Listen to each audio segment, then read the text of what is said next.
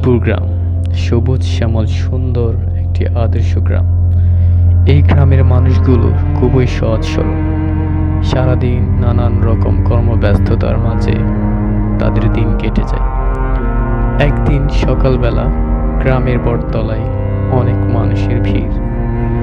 কী কারণে এত মানুষের ভিড়, দূর থেকে তার কোনো কারণ বোঝা যাচ্ছিল না। জহির, বকুল আর শ্যামল সেই গ্রামের ওই বাসিন্দা। তারা ওই বটতলার পাশ দিয়ে যাচ্ছিল। বটতলায় অনেক মানুষের ভিড় থেকে তারা কৌতূহল নিয়ে সেই ভিড়ের মাঝে গেল।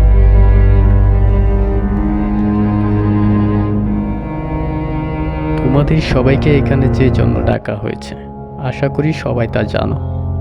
গতকাল রাতে আমাদের গ্রামের থেকে একটি ছেলেকে খুঁজে পাওয়া যাচ্ছে না।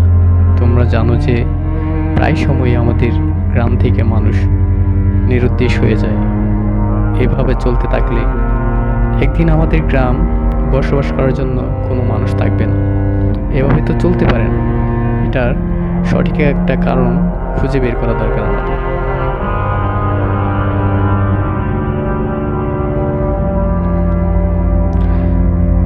আমাদের সবাইকে এজন্য সজাগ থাকতে হবে। সবাই নিজের পরিবারকে দেখে শুনে রাখবে।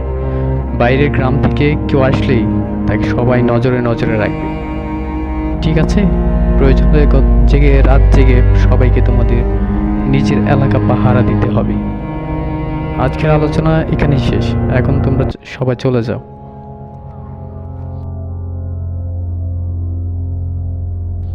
কি হচ্ছে রে গ্রামে? এই গ্রাম ও গ্রাম থেকে মানুষ হারিয়ে যাচ্ছে। বাপ জন্মেও তো শুনিনি এমন কাহিনী। মানুষগুলো কি সব পাগল হয়ে যাচ্ছে নাকি? না রে ভাই, আমার মনে হয় মানুষগুলো কোনো জায়গায় গুপ্তধনের সন্ধান পেয়েছে, তাই তারা লুকিয়ে লুকিয়ে সেখানে চলে যাচ্ছে। এই তোর থামবি?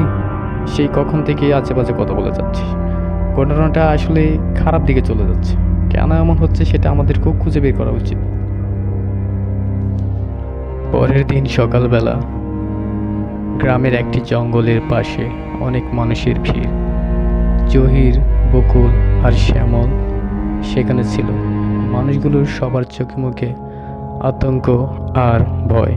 জঙ্গলের পাশেই ছিল একটি ক্ষতবিক্ষত মাথাবিহীন একটি লাশ।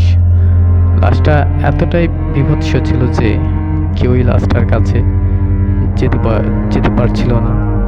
লাশটা কার সেটা শনাক্ত করতে পারছিল না। এই ঘটনার পর গ্রামের মানুষ আর কেউই ঘর থেকে বের হয় না। গ্রামের পরিবেশ এতটাই ভয়ঙ্কর হয়েছে যে সেই সবুজ শ্যামল সুন্দর একটি গ্রাম ভুতুড়ে গ্রামে পরিণত হয়েছে। একদিন বকুল, জহির আর শ্যামল পাড়ার চায়ের দোকানে আড্ডা দিচ্ছিল। চাচা, আমাদের সবাইকে চা দেন। এই সবাই চা নে। চাচা, একটু তাড়াতাড়ি করেন, গ্রামের অবস্থা ভালো না, আমাদেরকে তাড়াতাড়ি যেতে হবে। আরে দূর, তুই এত ভয় পাস কেন? আমরা তিনজন একসাথে থাকলে আমাদের সামনে কারো আসার সাহস নেই। তুই শুধু শুধু ভয় পাচ্ছিস। দোকানে আড্ডা শেষে তিন বন্ধু বাড়ির উদ্দেশ্যে রওনা দিল। তখন রাতের আকাশে চাঁদ থাকলেও আকাশ মেঘলা থাকার কারণে রাত অমাবস্যার মধ্যে অন্ধকার ছিল। যেতে যেতে পথে তারা তিনজন থমকে দাঁড়ালো। তারা মুখ হা করে চোখ কপালে উঠিয়ে জ্ঞান হারানোর মতো অবস্থা। তারা কোনো কিছু না ভেবেই খুব তাড়াতাড়ি ঝোপের আড়ালে লুকিয়ে গেল। তারা দেখলো তাদের সামনে দাঁড়িয়ে আছে একটা ডাইনি। তারা লক্ষ্য করলো ডাইনিটা একটা বাড়ির দিকে এগিয়ে যাচ্ছে। তারা একদম শব্দহীনভাবে লুকিয়ে লুকিয়ে ডাইনি কি করে তা দেখতে লাগলো। তারা লক্ষ্য করলো ডাইনিটা আস্তে আস্তে একটা বাড়ির দিকে যাওয়ার পর বাড়ির ভিতরে যাওয়ার চেষ্টা করতে লাগলো। ডাইনিটা একটা মহিলার ছদ্মবেশ নিল।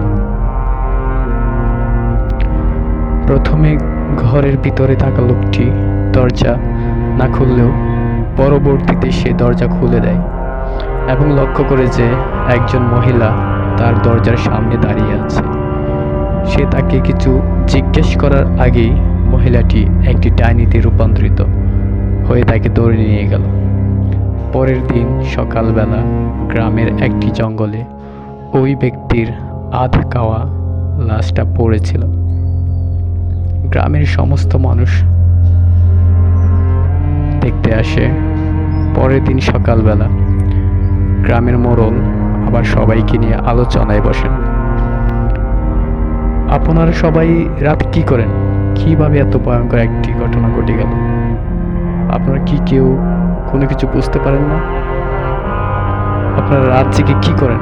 এর মধ্যেই জহির বলে উঠল, আমরা দেখেছি রাতের বেলা কি হয়। তোমরা কি দেখেছো? রাত কি হয় খুলে বলো। জহির সব কিছু খুলে বলতে লাগলো। পাশেই একটি গাছের ডালে বসে ডাইনি সব দেখছিল। আমরা 3 বন্ধু যখন রাতে চায়ের দোকানে আড্ডা দিচ্ছিলাম, শেষে বাসায় ফিরছিলাম, হঠাৎ দেখতে পাই একটি ডাইনি সুন্দরী মহিলার রূপ ধরে একটি বাড়িতে সাহায্য চাইছিল এবং কিভাবে সে ছলনা করে মানুষকে ধরে নিয়ে খাচ্ছে। জি হুজুর, এটা আসলে কোনো মানুষের কাজ না, এটা একটা ডাইনির কাজ। তাহলে তো বিষয়টা খুবই ভয়ঙ্কর। সবাই শোনো, রাত হলে আমরা সবাই মশাল নিয়ে তৈরি থাকবো। যেখানে এই ডাইনিকে দেখবো আগুন দিয়ে পুড়িয়ে মারবো। পরের দিন সকালবেলা জহিরের লাশ পাওয়া যায় একটি জঙ্গলের পাশে।